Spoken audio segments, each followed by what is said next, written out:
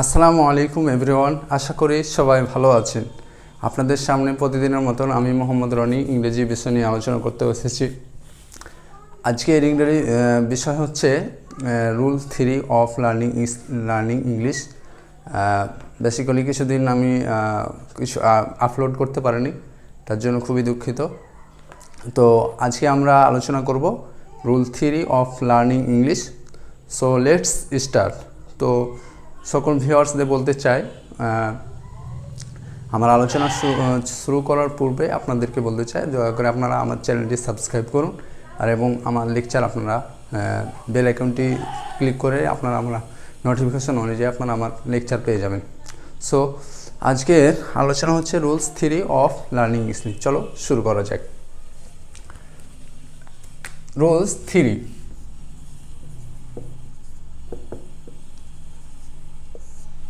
এখন আমি বলতে চাই যে রুলস 3টা আসলে অনেক বড় রুল, আর বেসিক্যালি এই রুলটা আমরা 3 ভাগে ভাগ করে নিয়েছি। তো আজকের রুল 3-র 1 নম্বর পার্টটা হবে আজকে লেকচার করা হবে। তো পার্ট 1-এ আমরা দেখব রুল 3 যখন কোনো ব্যক্তি অবলিক বস্তু বর্তমানে কোনো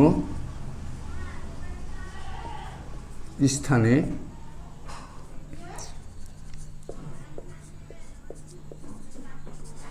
আছে বোঝায়,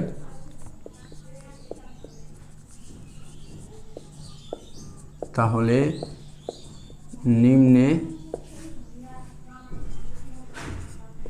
গঠন প্রণালী হয়। দেখুন, যখন কোনো ব্যক্তি অবলিক বস্তু বর্তমানে কোনো স্থানে আছে বোঝায় তাহলে নিম্নে গঠন প্রণালী হয়। এখন হবে স্ট্রাকচারটি আমি তুলে দিচ্ছি, 4টা ফর্মের স্ট্রাকচার তুলব। পজিটিভ, যেটা হলো subject plus am is are plus preposition plus the plus place মানে জায়গা। এবার আমরা এটা নেগেটিভ করব। Subject plus am is are plus not plus, এই যে আমরা এখন প্রিপোজিশনটাকে ডবল পি করে দিলাম, P P plus the plus place. Place মানে আমরা জানি জায়গা। ওকে, এবার একটা আমরা ইন্টারোগেটিভ করব। তাহলে am is are plus subject plus preposition অথবা PP plus the plus place মানে জায়গাটা, কোথায় যে জায়গায় থাকবো সেই জায়গাটার নাম। এবার আমরা করব ইন্টারোগেটিভ প্লাস নেগেটিভ। এটা দুইভাবেই করা যায় ভিউয়ার্স। একটা হলো am is are plus subject plus not plus PP অর্থাৎ preposition plus the plus place মানে জায়গাটার নাম। তো ইন্টারোগেটিভে সবসময় আমরা যেটা ব্যবহার করি, আমি একটা বলি সহজ ভাষায়, যেটা হলো কানের দুল আমরা বলি। তো এটা ইন্টারোগেটিভ একটা জিজ্ঞাসা চিহ্ন। তো এইটাকে আমি কানের দুল বলি, তো আমরা এইটা ব্যবহার করব। ইন্টারোগেটিভের ক্ষেত্রে আমরা কি জিজ্ঞাসা চিহ্ন ব্যবহার করব। এটা হলো রুলস। তো এই রুলসের কিছু প্রিপোজিশন আছে, যে প্রিপোজিশনগুলোতে থাকা বোঝাবে। আমি কিছু প্রিপোজিশন, অনেকগুলো প্রিপোজিশন আছে যেহেতু যেগুলো ব্যবহার হবে এই রুলে, আমি সেই প্রিপোজিশনগুলো আপনাদেরকে আমি লিখে দিচ্ছি।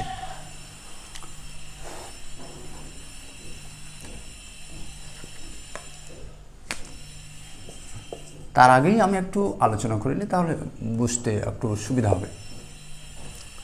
আমি বলেছিলাম যে subject plus am is are plus preposition plus the plus place. এবার negative, subject plus am is are plus not plus preposition plus the plus place, কোথায় জায়গা। আবার দেখেন ইন্টারোগেটিভ করার সময় am is are plus subject plus preposition plus the plus place. Viewers বুঝতে পারছেন আশা করি। আবার দেখেন এটা হলো নেগেটিভ প্লাস ইন্টারোগেটিভ,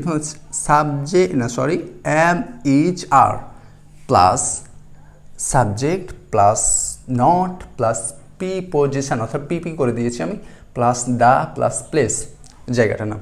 এই ইন্টারোগেটিভ প্লাস নেগেটিভটা আমরা দুইভাবে আরেকটা করতে পারি, সেটা হলো যে এম ইজ আর নট, মানে এটা এম নট, ইজন্ট, আরেন্ট, এভাবে ব্যবহার করতে হবে। অ্যামেন্ট, ইজেন্ট, আরেন্ট এইভাবে ব্যবহার করতে হবে। তারপর সাবজেক্ট নট এখানে ব্যবহার হবে না, বাকি সব বুঝে যাবে।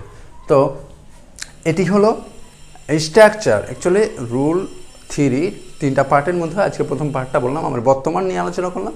তো এই বর্তমানটির ক্ষেত্রে এটা হলো স্ট্রাকচার। তো আর তার এখন আমরা প্রিপোজিশন দিব, যে প্রিপোজিশনগুলো এই রুলে ব্যবহার হবে।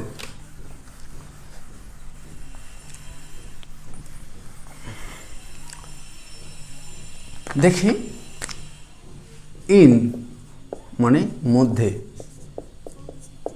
রেখে দিলাম প্রিপোজিশন, এখানে দিলাম প্রিপোজিশন। ইন মানে মধ্যে, আর অ্যাট মানে মধ্যে। আমি বলে দিছি অ্যাট আর অ্যাটটা একটু এক্সট্রা দাগ দিয়ে রাখলাম, এটা আলাদাভাবে আলোচনা হবে। তারপর হলো অন, উপরে, বিহাইন্ড পিছনে, বিফোর সামনে, বিসাইড পাশে,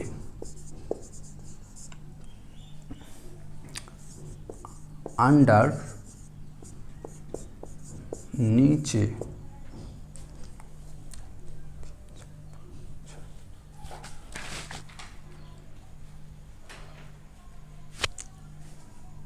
ভিউয়ার্স এটি হলো প্রিপোজিশন। ঠিক আছে, এই প্রিপোজিশনগুলো আমরা ব্যবহার হবে, কিন্তু প্রত্যেকটা স্ট্রাকচারে প্রিপোজিশন ব্যবহার হবে, কিন্তু একটা জায়গাতে প্রিপোজিশন ব্যবহার হবে, এটা বিশেষ দ্রষ্টব্য এখন দেখে দেবো। ভিউয়ার্স এই সব যেগুলো আছে, এই প্রত্যেকটি প্রিপোজিশনের পরে অবশ্যই দা ব্যবহার করবো আমরা। শুধুমাত্র একটা প্রিপোজিশনের পরে দা ব্যবহার করবো না, সেটা হলো অ্যাট। এটির পরে আমরা দা ব্যবহার করবো না, এরপরে দা ব্যবহৃত হবে না। ভিউয়ার্স বুঝতে পারছেন আশা করি। অ্যাটের পরে আমরা দা ব্যবহার করব না, বাকি যে প্রিপোজিশনগুলো পেলাম ওগুলোর পরে আমরা দা ব্যবহার করব। তো আমরা এইটাই এখন আমরা স্ট্রাকচারগুলো দিলাম, আমরা প্রিপোজিশনগুলো দিলাম। এখন আমরা একটা স্ট্রাকচারের ওপরে একটা এই সব ব্যবহারগুলোর পরে আমরা একটা খালি উদাহরণ দিব। সো একটাই উদাহরণ দিই আমরা, যেটা হলো তারা, আগে বাংলা লিখি, তারা মাঠে আছে।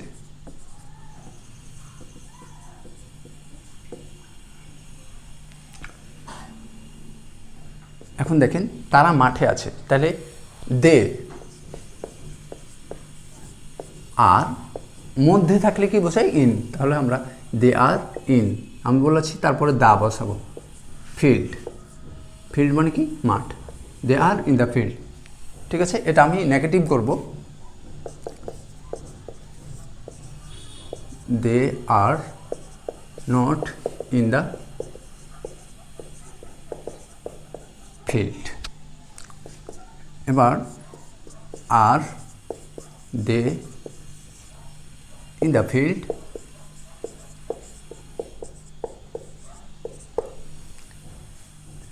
আরেন্ট। আমি বলেছি হয় সাবজেক্ট করতে হবে, aren't they in the field.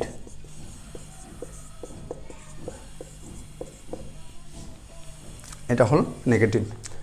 তো ভিউয়ার্স এটি হলো রুল। এখন যদি আমি এখানে বলি যে আমরা বাগানের পাশে ছিলাম, তাহলে না, আমরা বাগানের পাশে ছিলাম, তাহলে we are beside the garden. আমরা যদি আবার বলি আমরা ব্রিজের ওপরে ছিলাম, তাহলে we are on the bridge, on দিয়ে দিলাম। আমরা যদি আমি বলে দিচ্ছি, যদি আমরা আবার দেখি যে নিচে ছিলাম, আমরা ছাদের নিচে ছিলাম, আমরা ছাদের নিচে ছিলাম, তখন দিব যে we are under the roof, আমরা ছাদের নিচে ছিলাম। আবার আমরা যদি বলি যে সামনে ছিলাম, আমরা কলেজের সামনে ছিলাম, তাহলে উই আর বিফোর মানে সামনে, তাহলে we are before the college, আমরা কলেজের সামনে ছিলাম। এইভাবে প্রত্যেকটা আপনারা একটা করে উদাহরণ দিয়ে আপনারা নিজেরাই এখন বানাতে পারবেন আশা করি। তো আমি বলেছিলাম অ্যাটের ব্যবহার এবং অ্যাটটা কখন ব্যবহার হবে এই একটু আলোচনা করতেছিলাম। অ্যাটের পরে দা কেন বসবে না আমরা এখন দিয়ে দিই। মনে রাখবেন, সবার ক্ষেত্রে বলছি ভিউয়ার্স, যে অ্যাট হলো ছোট জায়গার ক্ষেত্রে অ্যাট ব্যবহার হবে, ইন মনের মধ্যেই, অ্যাট মনের মধ্যে। এখন একটা উদাহরণ দিই, যেটা হলো যে আমরা কোনো ছোট স্থানে যখন থাকবো সেটার ক্ষেত্রে অ্যাট ব্যবহার হবে, বড়ো জায়গায় ব্যবহার হবে in.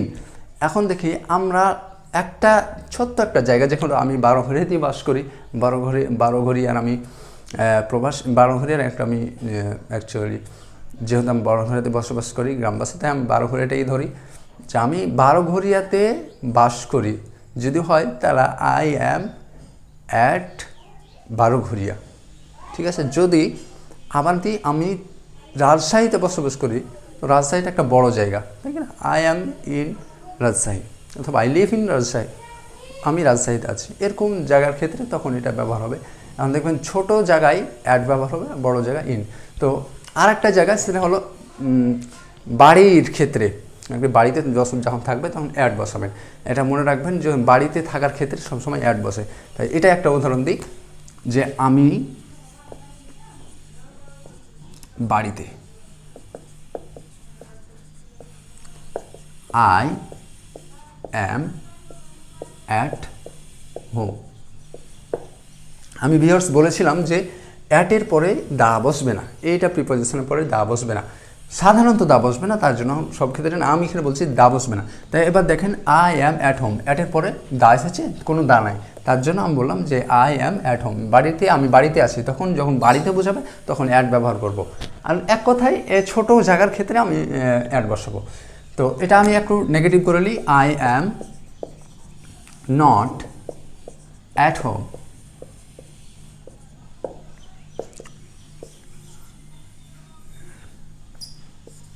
Am I at home?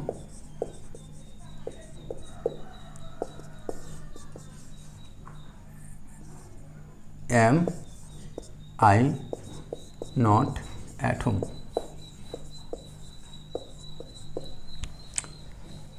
এটাই হলো ব্যবহার অ্যাটের। তো আমি আসলে এগুলো বাংলা করতে এখন আমার লেকচারটা একটু শর্টকাটে করব। আমি 3টা পার্ট হিসাবে ভাগ করে নিয়েছি, তবে লাস্টের পার্টে সব আলোচনা করে দেবো, কীভাবে সব বাংলা অর্থ করে দেবো। এখন আপনাদেরকে আমি স্ট্রাকচারগুলো দিলাম একটার, তারপরে একটা দিনকে বুঝিয়ে দেবো। তো এইটাই হলো অ্যাটের ব্যবহার। এবার আমরা একটা বিশেষ দ্রষ্টব্য মনে রাখবো, সেটা হলো বিশেষ দ্রষ্টব্য। আপনারা এটা লিখে নেবেন, আমি এটা বলে দিচ্ছি যে বিশেষ দ্রষ্টব্য এভাবে লিখবেন, বিশেষ দ্রষ্টব্য সাধারণত হেয়ার এবং দেয়ার এর পূর্বে, দেখেন আমরা বললাম যে সাধারণত হেয়ার এবং দেয়ারের পূর্বে কোনো প্রিপজিশন বসবে না। এখন একটা উদাহরণ দিলাম, তারা এখানে, দেখেন দে আর হেয়ার, এখানে কোনো প্রিপজিশন আসলো না, এখানে দা ব্যবহার হলো না। তো ভিউয়ার্স মানে এগুলো আমি আসলে 10 মিনিটের মধ্যে আলোচনা শেষ করতে চেয়েছিলাম, কিন্তু এটা আসলে রুলটা অনেক বড়, তার জন্য পারা যাচ্ছে না, সম্ভব হচ্ছে না। তো আজকের মতন আমি আলোচনা এখানে শেষ করব। আমার বোঝানো হয়েছে, সামনের দিন আপনাদেরকে পার্ট 2 নিয়ে আপনাদের সামনে আসব। তো সবার কাছে আমার একটা বিশেষ অনুরোধ যে আপনারা যদি আমার ইংরেজি লেকচারগুলো ভালো লেগে থাকে, আপনাদেরকে যদি ভালো লাগে বা আপনারা উপকৃত হন, তাহলে আমার দয়া করে আমার চ্যানেলটি সাবস্ক্রাইব করবেন। আমার চ্যানেলের নাম আপনাদের ইউটিউবে দেওয়া থাকবে, আপনারা দেখে চ্যানেলটি সাবস্ক্রাইব করবেন। তার আগে আমি মোহাম্মদ রনি আপনাদেরকে ধন্যবাদ এবং শুভেচ্ছা জানিয়ে শেষ করছি। আসসালামু আলাইকুম ওয়া রাহমাতুল্লাহি ওয়া বারাকাতুহু।